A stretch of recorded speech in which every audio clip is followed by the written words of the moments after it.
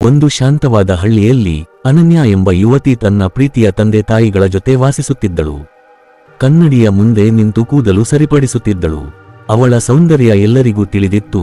Makeup ಇಲ್ಲದಿದ್ದರೂ ದೇವಿಯಂತೆ ಕಾಣುತ್ತಿದ್ದಳು. ಆದರೆ ಕೆಲವೊಮ್ಮೆ ಸೌಂದರ್ಯವೇ ಶಾಪವಾಗಬಹುದು. ಅವಳ ತಾಯಿ ಕೆಳಮಹಡಿಯಿಂದ ಕೂಗಿದರು, ಅನನ್ಯ, ಬೇಗ ಬಾ, ನಿನ್ನ ಕೂದಲು ಹೊಸ ಶೈಲಿಯಲ್ಲಿ ಅಲಂಕರಿಸುತ್ತೇನೆ. ಎಷ್ಟು ಹೊತ್ತು ತೆಗೆದುಕೊಳ್ಳುತ್ತೀಯ? ಇಂದು ಹುಡುಗನ ಮನೆಯವರು ಬರುತ್ತಾರೆ. ಮಧ್ಯಾಹ್ನ ಬಾಗಿಲು ಗಂಟೆ ಹೊತ್ತಿತು. ಹುಡುಗನ ಮನೆಯವರು ಬಂದರು. ಹುಡುಗನ ತಾಯಿ ನಗುಮುಖದಿಂದ ಹೇಳಿದರು, ಪಂಡಿತರಿಂದ ಒಳ್ಳೆಯ ದಿನ ಕೇಳೋಣ, ಮದುವೆ ಬೇಗ ಮಾಡಿಬಿಡೋಣ. ಪಂಡಿತನ ಬಳಿ ಮದುವೆ ದಿನ ಕೇಳಲು ಅನನ್ಯಾಳ ತಂದೆ 2 ಜಾತಕ ತಂದುಕೊಟ್ಟರು. ಪಂಡಿತನು ಅವು ನೋಡಿದ ನಂತರ ಮುಖ ಬದಲಿಸಿಕೊಂಡ. ರಾಜೇಶ್ ವರ್ಮಾ ಕೇಳಿದರು, ಏನಾಯಿತು ಗುರುಜಿ, ಯಾಕೆ ಕಳವಳಗೊಂಡಿದ್ದೀರಿ? ಪಂಡಿತ ಗಂಭೀರವಾಗಿ ಹೇಳಿದರು, ನನ್ನ ಮಾತು ಕೇಳಿ, ಈ ಮದುವೆ ಮಾಡಬೇಡಿ. ಇಲ್ಲದಿದ್ದರೆ ನಿಮ್ಮ ಮಗಳ ಜೀವನವೇ ಹಾಳಾಗುತ್ತದೆ. ವರ್ಮಾ ಬೆಚ್ಚಿಬಿದ್ದರು. ಅದು ಏನು ಹೇಳುತ್ತಿದ್ದೀರಿ ಗುರುಜಿ? ಪಂಡಿತ, ನಿಮ್ಮ ಮಗಳು ಆ ಮನೆಯಲ್ಲಿ ಸಂತೋಷವಾಗಿ ಬದುಕುವುದಿಲ್ಲ. ಅವರು ಅಪಾಯಕಾರಿ ಜನ. ಈ ಸಂಬಂಧವನ್ನು ಮುರಿದುಬಿಡಿ. ವರ್ಮಾ ಗೊಂದಲದಲ್ಲಿದ್ದರು. ಹೃದಯದಲ್ಲಿ ಏನೋ ಅನುಮಾನ. ವರ್ಮಾ ಮನೆಗೆ ಹೋಗಿ ಹೆಂಡತಿಗೆ ಹೇಳಿದ. ಅವನ ಮಾತು ನಂಬಬೇಕೋ ಬೇಡವೋ ಗೊತ್ತಾಗುತ್ತಿಲ್ಲ. ನಾನು ಮಹೇಶ್ ಭಾಯಿಯನ್ನು ಕೇಳಿದರೆ ಅವನು ಯೋಚನೆಯೇ ಮಾಡದೆ ಮುಂದೆ ಹೋಗು ಎನ್ನುತ್ತಾನೆ. ಇನ್ನೊಬ್ಬರನ್ನು ಕೇಳಬೇಕು, ಆದರೆ ಯಾರನ್ನು? ಅದಕ್ಕೆ ಹೆಂಡತಿ ಹೇಳಿದಳು, ನೀನು ನಾಗಪುರದಲ್ಲಿರುವ ಸ್ನೇಹಿತನಿಗೆ ಫೋನ್ ಮಾಡು. ಅವನು ಆ ಹುಡುಗನ ಮನೆಯ ಬಗ್ಗೆ ಏನಾದರೂ ತಿಳಿದಿರಬಹುದು. ಅವರ ಕುಟುಂಬದ ವಿವರಗಳನ್ನು ಅವನಿಗೆ ಕೊಡು, ಬಹುಶಃ ಅವನು ತಿಳಿಸಬಹುದು. ಅನನ್ಯಾಳ ತಂದೆ ಗೊಂದಲದಲ್ಲಿದ್ದರು, ಆದರೂ ಮನಸ್ಸಿನೊಳಗೆ ಏನು ತನಿಖೆ ಮಾಡಬೇಕೆಂದು ಹೇಳಿದರು. ಅವರು ನಾಗಪುರದಲ್ಲಿರುವ ಹಳೆಯ ಸ್ನೇಹಿತನಿಗೆ, ಆ ಹುಡುಗನ ಹುಟ್ಟೂರು, ಫೋನ್ ಮಾಡಿದರು. ವರ್ಮಾ, ಎಚ್ಚರಿಕೆಯಿಂದ ಕೇಳು. ಆ ಹುಡುಗ ಕುಡುಕ, ಜೂಜುಗಾರ. ಮದುವೆ ಕೂಡಲೇ ರದ್ದು ಮಾಡು, ಇಲ್ಲದಿದ್ದರೆ ಮಗಳ ಜೀವನ ನಾಶವಾಗುತ್ತದೆ. ಕ್ಷಣವೂ ವ್ಯರ್ಥ ಮಾಡದೆ ನಿಶ್ಚಯವನ್ನು ರದ್ದು ಮಾಡಲಾಯಿತು. ವರ್ಮಾ ಕುಟುಂಬವು ಹುಡುಗನ ಕುಟುಂಬಕ್ಕೆ ತಿಳಿಸಿತು, ಈ ಮದುವೆಗೆ ನಮಗೆ ಆಸಕ್ತಿ ಇಲ್ಲ. ನಮ್ಮ ಮಗಳನ್ನು ನಿಮ್ಮ ಮಗನಿಗೆ ಕೊಡೋದಿಲ್ಲ. ಆದರೆ ಮುಂದಿನ ದಿನ ಹುಡುಗನ ಕುಟುಂಬ ಬಿರುಸಿನಿಂದ ಅನನ್ಯಾಳ ಮನೆಗೆ ನುಗ್ಗಿತು. ಹುಡುಗನ ತಾಯಿ ಕೋಪದಿಂದ, ಮೊದಲು ಒಪ್ಪಿ ಈಗ ತಿರಸ್ಕರಿಸ್ತೀರಾ? ಹಳ್ಳಿಯಲ್ಲಿ ಜನರಿಗೆ ಏನು ಹೇಳೋದು? ನಮ್ಮ ಮಗನ ಮದುವೆ ಯಾಕೆ ಮುರಿದು ಹೋಯ್ತು ಅಂತ ಹೇಗೆ ಹೇಳೋದು? ವರ್ಮಾ ಕುಟುಂಬ, ಸಂಬಂಧ ಒಪ್ಪುವ ಮೊದಲು ನಿಮ್ಮ ಕುಟುಂಬದ ಬಗ್ಗೆ ಸತ್ಯ ಗೊತ್ತಿರಲಿಲ್ಲ. ಈಗ ಗೊತ್ತಾಗಿದೆ. ನಿಮ್ಮ ಮಗ ಕುಡುಕ, ಜೂಜುಗಾರ. ನಮ್ಮ ಮಗಳ ಬದುಕು ಅವನ ಕೈಗೆ ಕೊಡೋದಿಲ್ಲ. ಹುಡುಗನ ಕುಟುಂಬ ಕೋಪಗೊಂಡಿತು. ಅವರು ಬೆದರಿಸಿದರು, ನಿಮ್ಮ ಮಗಳು ನಮ್ಮ ಮಗನಿಗೆ ಮದುವೆಯಾಗದಿದ್ದರೆ ಯಾರಿಗೂ ಮದುವೆಯಾಗಲಾರಳು. ಇದು ಕೊನೆಯ ಅವಕಾಶ. ಒಪ್ಪಿ, ಇಲ್ಲದಿದ್ದರೆ ನಿಮಗೆ ಮರೆಯಲಾಗದಂತ ಕೆಲಸ ಮಾಡುತ್ತೇವೆ. ವರ್ಮಾ ಕುಟುಂಬ ದೃಢವಾಗಿ ಹೇಳಿತು, ನಮ್ಮ ಮನೆಯಿಂದ ಹೋಗಿ. ನಾವು ನಮ್ಮ ಮಗಳನ್ನು ನಿಮ್ಮ ಮಗನಿಗೆ ಮದುವೆ ಮಾಡೋದಿಲ್ಲ.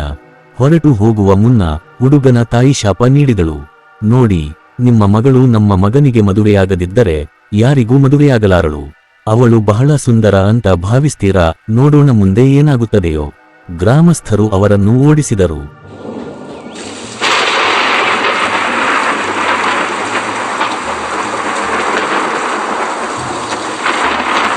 ಕೆಲವು ದಿನಗಳ ನಂತರ ಅನನ್ಯಾಳ ತಂದೆಗೆ ಉದಯಪುರಕ್ಕೆ ವರ್ಗಾವಣೆ ಆದೇಶವಾಯಿತು.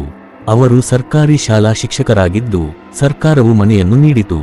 ವಿಶಾಲ, ಬೆಳಕು ತುಂಬಿದ ಕಿಟಕಿಗಳು, ಮುಂದೆ ಸಣ್ಣ ತೋಟ, ಯಾರಿಗೂ ಇಷ್ಟವಾಗುವ ಮನೆ. ಆದರೆ ಅನನ್ಯಾಳಿಗೆ ಅದು ಮನೆಯಂತೆ ಅನಿಸಲಿಲ್ಲ. ಅವಳು ನೆನಪಿನ ಹಳ್ಳಿಯ ದಾರಿಗಳು, ಪರಿಚಿತ ಮುಖಗಳು, ಸ್ನೇಹಿತರಿಗಾಗಿ ಹಂಬಲಿಸುತ್ತಿದ್ದಳು. ಆ ರಾತ್ರಿ ಎಲ್ಲರೂ ನಿದ್ದೆಗೆ ಜಾರಿದರೂ ಅನನ್ಯ ಹಾಸಿಗೆಯಲ್ಲಿ ಮಲಗಿಕೊಂಡೇ ಮುಂದಿನ ದಿನದ ಹೊಸ ಶಾಲೆಯ ಬಗ್ಗೆ ಯೋಚಿಸುತ್ತಿದ್ದಳು. ಬೆಳಿಗ್ಗೆ ಬೇಗ ಎದ್ದು ಹಳೆಯ ಸ್ನೇಹಿತರ ನೆನಪಿನೊಂದಿಗೆ ಹೊಸ ಸ್ನೇಹಿತರ ನಿರೀಕ್ಷೆಯಲ್ಲಿ ಶಾಲೆಗೆ ಹೋಯಿತು. ಆದರೆ ಶಾಲೆಯಲ್ಲಿ ಯಾರೂ ಮಾತನಾಡಲಿಲ್ಲ. ಒಬ್ಬರೂ ಸ್ನೇಹಿತರಾಗಲಿಲ್ಲ. ಮುಖದಲ್ಲಿ ನಿರಾಶೆಯೊಂದಿಗೆ ಮನೆಗೆ ಮರಳಿದಳು. ತಾಯಿ, ಏನಾಯ್ತು ಮಗಳೇ, ಯಾಕೆ ಹೀಗೆ ಬೇಸರ? ಅನನ್ಯ, ಅಮ್ಮ, ನಾವು ಇಲ್ಲಿ ಯಾಕೆ ಬಂದೆವು? ಯಾರೂ ನನ್ನ ಜೊತೆ ಮಾತನಾಡಲೇ ಇಲ್ಲ. ತಂದೆ, ಅದು ನಿಮ್ಮ ಬೇಸರವಾ? ನಾಳೆಯಿಂದ ಹೊಸ ಸ್ನೇಹಿತರನ್ನು ಮಾಡಿಕೊಳ್ಳಲು ಪ್ರಯತ್ನಿಸು. ಚಿಂತೆ ಮಾಡ್ಬೇಡ ಮಗು, ಈಗ ಎದ್ದು ಬಟ್ಟೆ ಬದಲಿಸು, ನಂತರ ಊಟ ಮಾಡೋಣ.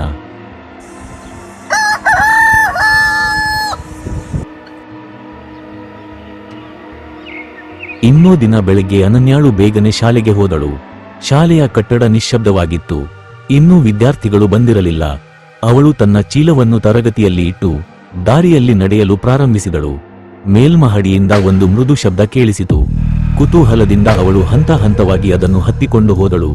ಮೇಲ್ಮಹಡಿಯ ಬೆಳಕು ಮಂದವಾಗಿತ್ತು. ಕೊಠಡಿಯೊಳಗೆ ಅರ್ಧ ಕತ್ತಲು, ಅರ್ಧ ಬೆಳಕು. ಬಲ್ಬ್ ಮಿಂಚುತ್ತಿತ್ತು.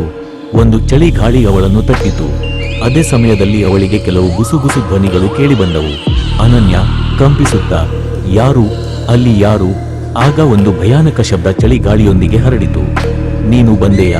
ನಿನ್ನನ್ನು ನಾನು ಕಾಯುತ್ತಿದ್ದೆ. ಅನನ್ಯಾಳ ದೇಹ ಜಡವಾಗಿ ಬಿಟ್ಟಿತು. ಅವಳ ಕೈಗಳು ನಡುಗುತ್ತಿದ್ದವು. ಮುಖದಿಂದ ಬೆವರು ಹರಿಯುತ್ತಿತ್ತು. ಅವಳು ತಕ್ಷಣ ಹಿಂದಕ್ಕೆ ತಿರುಗಿ ನೋಡಿದಳು.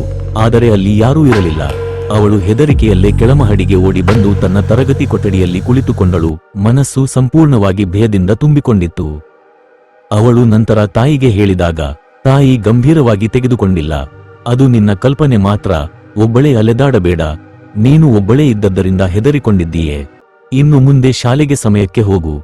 ಹಾದಿಯಲ್ಲಿ, ಕಾರಿಡಾರ್ಗಳಲ್ಲಿ ಒಬ್ಬಳೇ ತಿರುಗಾಡಬೇಡ. ಕೆಲವೊಮ್ಮೆ ಒಬ್ಬಳೇ ಇದ್ದಾಗ ಮನಸ್ಸೇ ಆಟವಾಡುತ್ತದೆ. ಇಂತಹ ಭ್ರಮೆಗಳು ಹೆದರಿಸುತ್ತವೆ. ಆದರೆ ಚಿಂತೆ ಬೇಡ ಮಗಳೇ, ನಿನಗೆ ಏನೂ ಆಗುವುದಿಲ್ಲ. ಎಲ್ಲವೂ ಚೆನ್ನಾಗಿರುತ್ತದೆ. ಅದೇ ದಿನ ಪ್ರತಾಪ್ ಕುಟುಂಬದವರು ಸಂಬಂಧಿಕರೊಬ್ಬರ ಹುಟ್ಟುಹಬ್ಬದ ಪಾರ್ಟಿಗೆ ಹೋಗಿದ್ದರು. ಎಲ್ಲರೂ ನಕ್ಕು ಸಂಭ್ರಮಿಸುತ್ತಿದ್ದಾಗ ಅನನ್ಯ ಮಾತ್ರ ಅಪ್ಸ್ಟೇರ್ಸ್ ಮೂಲೆಯಲ್ಲಿ ಒಬ್ಬಳೇ ಕುಳಿತಿದ್ದಳು. ಅವಳ ಚಿಕ್ಕಮ್ಮ ಅದನ್ನು ಗಮನಿಸಿ, ಅನನ್ಯ, ಯಾಕೆ ಇಲ್ಲಿ ಒಬ್ಬಳೇ ಕೂತಿದ್ದೀಯಾ? ಕೆಳಗೆ ಬಾ ಕಂದ ಎಂದು ಕರೆದರು. ಅನನ್ಯ ಉತ್ತರ ನೀಡಲಿಲ್ಲ. ಅವಳ ಚಿಕ್ಕಮ್ಮ ಹತ್ತಿರ ಬಂದು ಅವಳ ತಲೆಯ ಮೇಲೆ ಕೈ ಇಟ್ಟರು. ಅನನ್ಯ ನಿಧಾನವಾಗಿ ಮೇಲಕ್ಕೆ ನೋಡಿದಳು. ಅವಳ ಕಣ್ಣುಗಳು ಕೆಂಪಾಗಿದ್ದವು, ಕೋಪದಿಂದ ತುಂಬಿದ್ದವು. ಕೆಳಗೆ ಬರಲು ಚಿಕ್ಕಮ್ಮ ಒತ್ತಾಯಿಸಿದಾಗ ಅನನ್ಯ ಥಟ್ಟನೆ ಅವರನ್ನು ಜೋರಾಗಿ ತಳ್ಳಿದಳು. ಆ ಮಹಿಳೆ ಬಿದ್ದು ಅವರ ತಲೆ ಧೂಪ್ ಎಂಬ ಶಬ್ದದೊಂದಿಗೆ ನೆಲಕ್ಕೆ ಬಡಿಯಿತು. ಅವರು ನೋವಿನಿಂದ ಕಿರುಚಿದರು. ಎಲ್ಲರೂ ಆ ದೃಶ್ಯವನ್ನು ನೋಡಿ ಆಘಾತಗೊಂಡು ಸಾಸ್ಗೆ ಧಾವಿಸಿದರು. ತಕ್ಷಣ ವೈದ್ಯರನ್ನು ಕರೆಯಲಾಯಿತು. ಆಂಟಿ ಪ್ರಜ್ಞೆ ಬಂದ ತಕ್ಷಣ ಕುಟುಂಬಕ್ಕೆ ನಡೆದ ಘಟನೆಯನ್ನು ವಿವರಿಸಿದಳು. ಒಬ್ಬ ಸಂಬಂಧಿಕರು ಸಲಹೆ ನೀಡಿದರು. ತಕ್ಷಣ ಅವಳನ್ನು ಓರ್ವ ತಾಂತ್ರಿಕರ ಬಳಿ ಕರೆದುಕೊಂಡು ಹೋಗಿ. ಇದು ಸಾಮಾನ್ಯವಲ್ಲ. ಅನನ್ಯಾಳ ತಂದೆ ನಡುಗುತ್ತಿರುವ ಧ್ವನಿಯಲ್ಲಿ ಮಾತನಾಡಿದರು. ನಾನು ಅವಳನ್ನು ಎಲ್ಲಿಗೆ ತೆಗೆದುಕೊಂಡು ಹೋಗಲಿ? ಹೇಳು. ನಾನು ಅನನ್ಯಾಳನ್ನು ಆ ತಾಂತ್ರಿಕ ಸ್ತ್ರೀಯ ಬಳಿಗೆ ತೆಗೆದುಕೊಂಡು ಹೋಗಲೇಬೇಕೆ? ಸಂಬಂಧಿ ಸ್ವರವನ್ನು ನಿಧಾನಗೊಳಿಸಿ, ಯಾರಾದರೂ ಕೇಳಿಬಿಡುವರೇನೋ ಎಂಬ ಭಯದಿಂದ ಹತ್ತಿರ ಬಂದು ಹೇಳಿದ. ಹೌದು, ಒಬ್ಬಳಿದ್ದಾರೆ. ಅತೀ ದೂರದ ಕಾಡಿನೊಳಗೆ ವಾಸ ಮಾಡುತ್ತಾಳೆ. ಆಕೆ ಸಾಮಾನ್ಯ ತಾಂತ್ರಿಕಳಲ್ಲ. ಆತ್ಮಗಳ ಜೊತೆ ವ್ಯವಹರಿಸುವವಳು. ಒಳ್ಳೆಯದೋ ಕೆಟ್ಟದೋ ಎಂಬುದರ ಜತೆ. ಅನನ್ಯಾಳ ತಂದೆ ಬೆಚ್ಚಿ ಬಿದ್ದು ಕೈಗಳು ನಡುಗುತ್ತಿದ್ದವು. ಆದರೆ ಆಕೆ ನಮಗೆ ಭೇಟಿಯಾಗಲು ಸಮ್ಮತಿಸಲು ಬಹುದೇ? ಸಂಬಂಧಿಯ ಕಣ್ಣುಗಳು ಗಂಭೀರವಾಗಿದವು. ನಾನು ವಿವರಗಳನ್ನು ಸಂಗ್ರಹಿಸುತ್ತೇನೆ. ಆದರೆ ನೆನಪಿರಲಿ, ಒಮ್ಮೆ ನಾವು ಅವಳ ಬಳಿಗೆ ಹೋದರೆ ಹಿಂತಿರುಗುವ ದಾರಿ ಇರುವುದಿಲ್ಲ. ಆಕೆ ಹಣಕ್ಕಿಂತ ಹೆಚ್ಚು ಏನನ್ನು ಬೇಡುತ್ತಾಳೆ. ಕೊಠಡಿಯು ಮೌನಗೊಂಡಿತು. ಕಿಟಕಿಗಳನ್ನು ತಟ್ಟಿದ ಗಾಳಿ ಮುಂದೆ ಏನು ಎದುರಾಗಲಿದೆ ಎಂಬ ಎಚ್ಚರಿಕೆಯಂತೆ ಭಾಸವಾಯಿತು. ಜೋಧ್ಪುರದಲ್ಲಿ ಅವರು ಒಬ್ಬ ಶಕ್ತಿಶಾಲಿ ತಾಂತ್ರಿಕ ಮಹಿಳೆಯನ್ನು ಕಂಡುಕೊಂಡರು. ಅವಳು ಅನನ್ಯಾಳನ್ನು ನೋಡಿದ ಕ್ಷಣವೇ ಬೆಚ್ಚಿಬಿದ್ದಳು. ಇದು ಕಬ್ರಸ್ಥಾನದಿಂದ ಬಂದ ಅಪಾಯಕಾರಿ ಆತ್ಮ. ಇದನ್ನು ತೆಗೆದುಹಾಕುವುದು ತುಂಬಾ ಕಷ್ಟ. ಕಣ್ಣು ಮುಚ್ಚಿ ಅವಳು ಮಂತ್ರಗಳನ್ನು ಜಪಿಸಲು ಶುರು ಮಾಡಿದಳು. ಆದರೆ ಅನನ್ಯಾಳ ತುಟಿಗಳು ಕ್ರೂರ ನಗೆಗೆ ಮಡಚಿಕೊಂಡವು. ನೀನು ನನಗೆ ಏನು ಮಾಡಲಾಗದು, ಅವಳು ಆಳವಾದ ಅಸಹಜ ಧ್ವನಿಯಲ್ಲಿ ಹೇಳಿದಳು. ಬಹಳ ಬೇಗ ನೀನೇ ನನಗೆ ಹೋಗು ಎಂದು ಬೇಡಿಕೊಳ್ಳುವೆ. ಹಠಾತ್ ಸುದ್ದಿ ಬಂತು. ತಾಂತ್ರಿಕಳ ಗಂಡನು ಹೊಲದಲ್ಲಿ ಟ್ರಾಕ್ಟರ್ ಅಪಘಾತದಲ್ಲಿ ಮೃತಪಟ್ಟಿದ್ದಾನೆ. ಕೊಠಡಿಯ ಇನ್ನೊಂದು ಮೂಲೆಯಿಂದ ಅನನ್ಯ ನಗುತ್ತಿದ್ದಳು. ಆಕೆಯ ಮುಖ ಕತ್ತಲೆ ಸಂತೋಷದಿಂದ ವಕ್ರವಾಗಿತ್ತು. ತಾಂತ್ರಿಕಳು ನಿಧಾನವಾಗಿ ಹೇಳಿದಳು, ನಿಮ್ಮ ಮಗಳನ್ನು ತೆಗೆದುಕೊಂಡು ಹೋಗಿ. ನಾನು ಈ ಆತ್ಮದ ವಿರುದ್ಧ ಹೋರಾಡಲು ಸಾಧ್ಯವಿಲ್ಲ. ಅನನ್ಯಾಳನ್ನು ಹಲವಾರು ಪವಿತ್ರ ಸ್ಥಳಗಳಿಗೆ ಕರೆದೊಯ್ಯಲಾಯಿತು. ಆಕೆಯನ್ನು ಕಾಡುತ್ತಿದ್ದ ಕತ್ತಲ ಶಕ್ತಿಯಿಂದ ಮುಕ್ತಳಾಗಿಸಲು ಎಲ್ಲರೂ ಪ್ರಯತ್ನಿಸಿದರು. ಕೊನೆಗೆ ಅವರು ಆಕೆಯನ್ನು ಅತ್ಯಂತ ಭಯಾನಕ ಆತ್ಮಗಳಿಗೂ ಎದುರಾಗಿ ಹೋರಾಡಬಲ್ಲ ಗುರುಜಿ ರುದ್ರನಾಥ ಅವರ ಬಳಿಗೆ ಕರೆದೊಯ್ದರು. ಗುರುಜಿ ರುದ್ರನಾಥ ಅವರು ಅನನ್ಯಾಳ ಮುಖವನ್ನು ಕಂಡ ಕ್ಷಣದಲ್ಲಿ ಅವರ ಕಣ್ಣುಗಳು ಬೆಚ್ಚಿಬಿದ್ದವು. ಒಂದು ಕ್ಷಣವೂ ವ್ಯರ್ಥ ಮಾಡದೆ ಅವರು ಆಳವಾದ ಸ್ವರದಲ್ಲಿ ಪುರಾತನ ಮಂತ್ರಗಳನ್ನು ಜಪಿಸಲು ಪ್ರಾರಂಭಿಸಿದರು. ಆದರೆ ತಕ್ಷಣವೇ ಅನನ್ಯಾಳ ತುಟಿಗಳು ಭಯಾನಕ ನಗೆಗೆ ತಿರುಗಿದವು. ಆಕೆಯೊಳಗಿನ ದೆವ್ವದ ಆತ್ಮ ಭೀಕರವಾಗಿ ನಕ್ಕಿತು. ನನ್ನನ್ನು ನಾಶ ಮಾಡಲು ಯೋಚಿಸುತ್ತೀಯ? ನನ್ನ ಶಕ್ತಿಯ ಮುಂದೆ ನೀನು ಶೂನ್ಯ ಎಂದು ಆ ದೆವ್ವದ ಧ್ವನಿ ಗುಡುಗಿತು. ಗುರುಜಿಯ ಮಂತ್ರ ಜಪ ಇನ್ನಷ್ಟು ಪ್ರಬಲವಾಯಿತು. ವಾತಾವರಣ ಗಾಢ ಶಕ್ತಿಯಿಂದ ತುಂಬಿತು. ಆ ಕ್ಷಣ ಆಶ್ರಮದಲ್ಲಿದ್ದ ದೀಪಗಳು, ಧೂಪದ ಬಟ್ಟಲುಗಳು ಅಚಾನಕ್ಕೆ ಉರಿಯತೊಡಗಿದವು. ಬೆಂಕಿಯ ಜ್ವಾಲೆಗಳು ಗೋಡೆಗಳನ್ನು ತಟ್ಟಿದವು. ಹೊತ್ತಿ ಉರಿಯುವ ಮರದ ದುರ್ವಾಸನೆಯು ಗಾಳಿಯಲ್ಲಿ ಹರಡಿತು.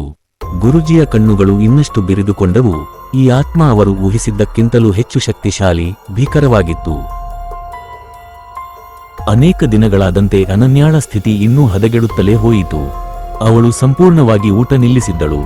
ಒಮ್ಮೆ ಹೊಳೆಯುತ್ತಿದ್ದ ಅವಳ ಮುಖ ಬಣ್ಣ ಕಳೆದುಕೊಂಡಿತ್ತು. ಕಣ್ಣುಗಳು ಒಳಗೆ ಕುಸಿದು ಜೀವವಿಲ್ಲದಂತಾಗಿದ್ದವು. ಯಾರೊಂದಿಗೂ ಮಾತನಾಡದೆ ಕತ್ತಲೆಯ ಕೊಠಡಿಯಲ್ಲಿ ಒಂಟಿಯಾಗಿ ಕುಳಿತು ಗೋಡೆಗಳನ್ನು ನೆಟ್ಟಗೆ ನೋಡುತ್ತಲೇ ಇರುತ್ತಿದ್ದಳು. ಅದೃಶ್ಯವಾದ ಯಾವುದೋ ಅವಳನ್ನು ಕಣ್ಣಾರೆ ತೋರುತ್ತಿದೆ ಎಂಬ ಭಾವನೆ ಮೂಡಿಸುತ್ತಿತ್ತು. ಅವಳ ದೇಹದ ಮೇಲೊಂದು ವಿಚಿತ್ರ ಸಂಗತಿ ಆರಂಭವಾಯಿತು.